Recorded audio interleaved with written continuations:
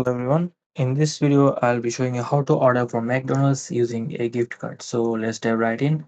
Start by opening the McDonald's app on your phone. If you don't have one, go to their website and download the app, and you find the official links from here.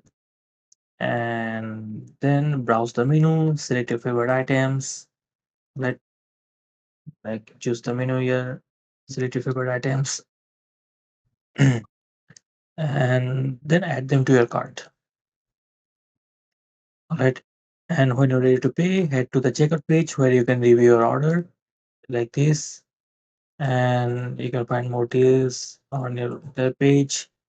And now when you reach the payment section, look for the gift card option. Alright. You'll see you can pay via the ARC card. Enter your McDonald's gift card number and PIN into the payment field, and this will apply your gift card balance to your order. And once you've entered the details, hit the place order button to complete your purchase.